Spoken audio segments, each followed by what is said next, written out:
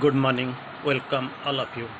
So, this morning we are going to discuss a beautiful topic that is on doctors, disease, and medicine. So, this is a quite one turbulent period, of course. Corona, so black fungus, so many ways people are affected.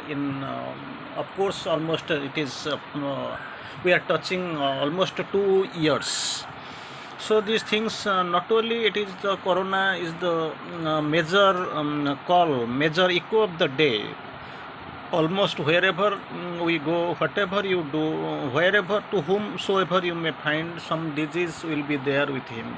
Now itself, this is the world is crying, world is lamenting over the disease. Many are of course incurable, undetectable. So science, our whatever the patient knowledge we heard, of course it is actually not in a position to give us the complete cure.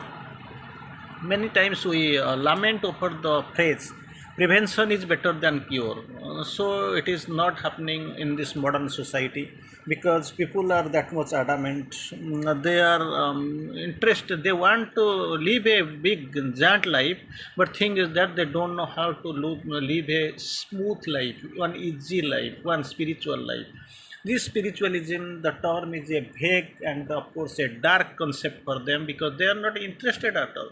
Simply they want to enjoy, that is what they know is life. But thing is that whenever and wherever we go we find only the pitfalls, only the lacunas, only dangers, depressions, disease, fall, agony, shouts, death. These are the things in the everyday moment on almost everywhere we find. Now we'll quote few lines from Mother and Sri Aurobindo, of course, on this great topic, doctors, disease, and medicines. First, we'll go for the mother, what mother really quotes here, then we'll go for Sri Aurobindo's teachings. On mother beautifully quotes here, truth is supreme harmony and the supreme delight. Very interestingly, initial term, the very first line mother quotes, truth is supreme harmony and supreme delight. That is the truth, nothing else. All disorder, all suffering are is falsehood. So, what that it is the great difference between truth and falsehood. Truth is supreme harmony and supreme delight. Then, what is falsehood? All disorder and suffering is falsehood. Thus, it can be said that illness is called source of the body, and consequently, doctors are soldiers of the great and noble army fighting in the world for the conquest of the truth.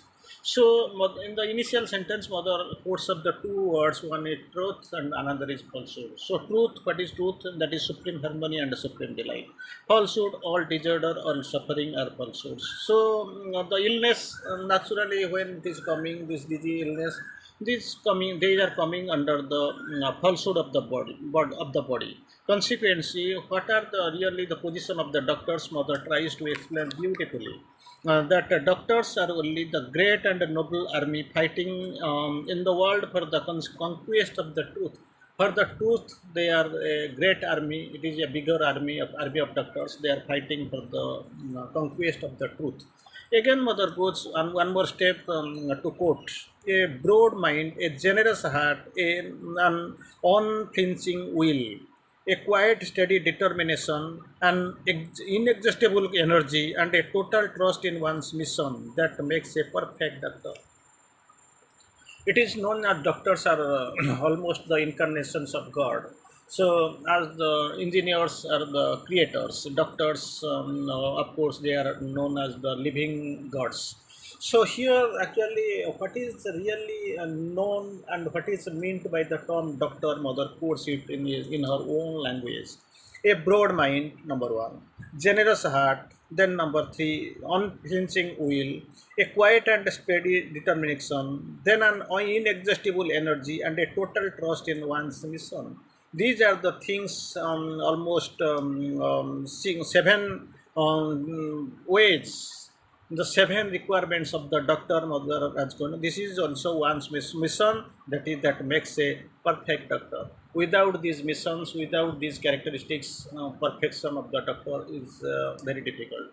So for the perfect doctor, these are the characteristics: broad mind, generous heart, unflinching will, quiet, steady determination, inexhaustible energy, total trust in one's mission. This makes a perfect doctor. Then, to medical knowledge and experience, add full faith in the divine's grace, and your healing capacity will have no limits. So naturally, in the very first line, they express it is RX. It means devoted to God, almost in Greek language. So again, you can find in some doctor's room chamber. You can find a beautiful. Of course, I treat, but he cures. That great faith is there on the divine, because only the divine that can cure. Only have faith and endure. Everything will be all right. So these are the things I treat, and he cures. Mother course to medical knowledge and experience, that only having the with the doctors only medical knowledge and experience, and full faith in divine's grace with this medical knowledge. Second is their experience. Add to them the faith in the divine's grace. Then if this along with this experience and knowledge, medical knowledge, if the divine grace is added, then additional benefit will be there. The healing capacity will have no limits. That is what Mother quotes and Mother explains. And again, after all, an illness is only a wrong attitude taken by some part of the body. Already we have known, we have discussed. For the inner disharmony, inner disorder. Only this disease, this illness are coming. So after all, Mother quotes, the illness is a wrong attitude taken by some part of the body. Some part of the body, some disorder or some wrong attitude has been taken by the body. That part, particular part. Thus, then what to bring it to the right track? Then what the doctor has to do? The chief role of the doctor is by various means, not only in a single means. He has to apply his knowledge, he has to apply his experience, he has to get the divine grace, he has to trust in God. So, many ways, in various ways, to induce the body to recover its trust in the supreme grace. That is the only grace.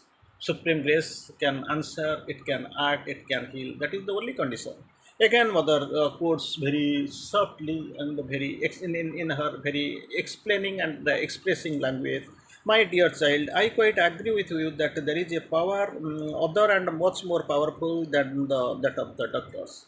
Doctors, they try, but they try, but they are mostly, they have faith on the divine, maybe any form, any name, what from with which religion or spiritualism they trust. But thing is that only divine grace, and it's the one a power other and much powerful than the doctors and the medicines. So I am glad to see that you put the trust in it. Surely it will lead you throughout all difficulties, and in spite of all catastrophic warnings, keep your faith intact, and all will be okay.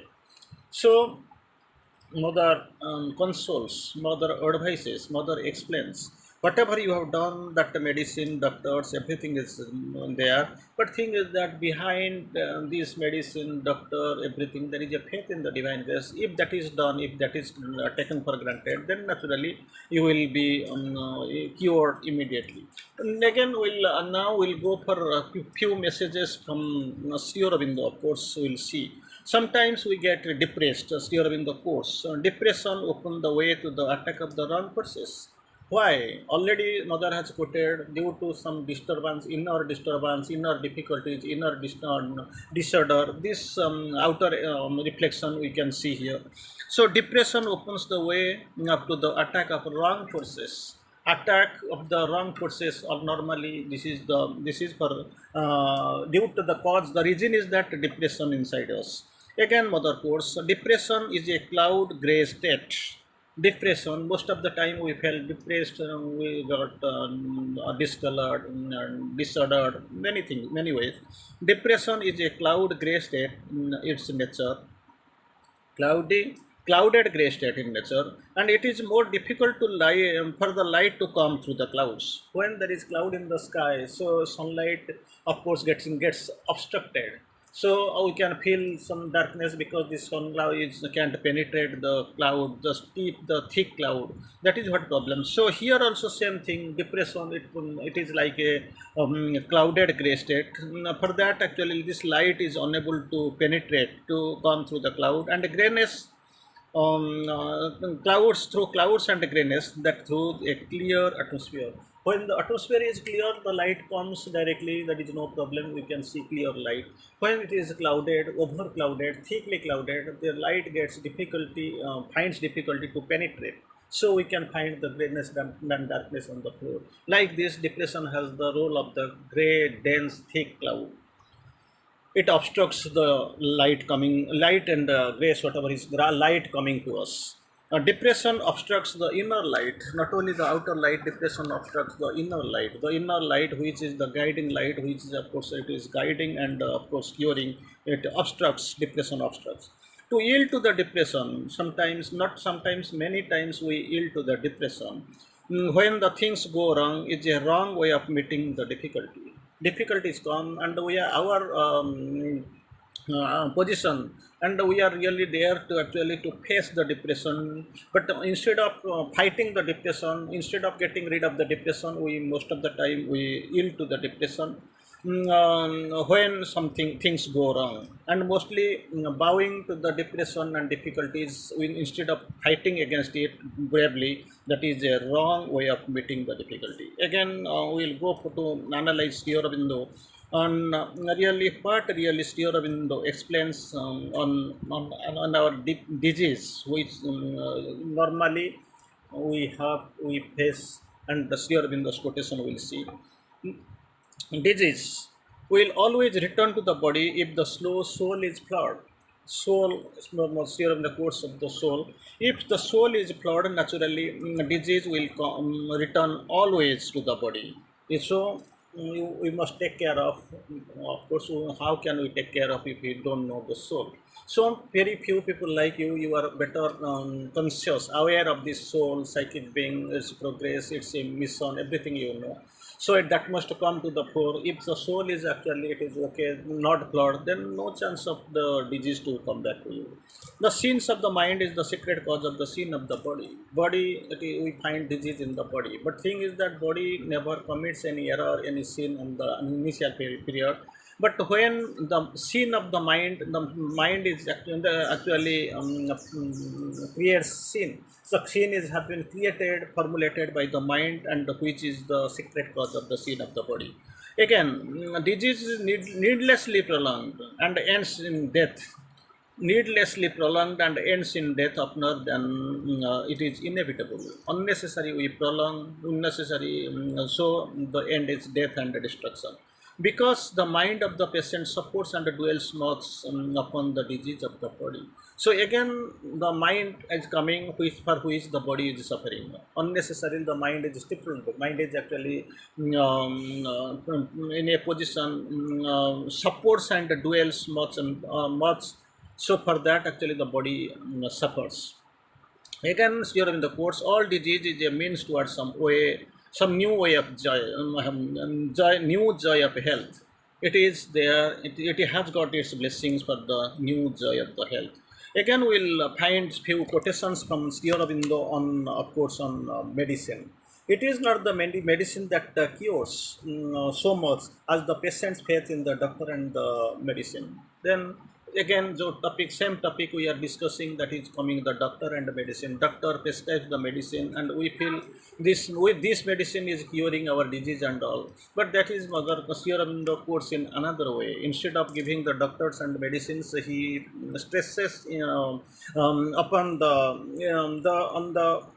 patient's faith in the doctor. It is not the medicine and that cures, but patient's faith in the doctor and the medicine. So he has to come the faith, to have the big faith, of course. The heavenliest sages of the mankind were there, in which there were fewest material remedies.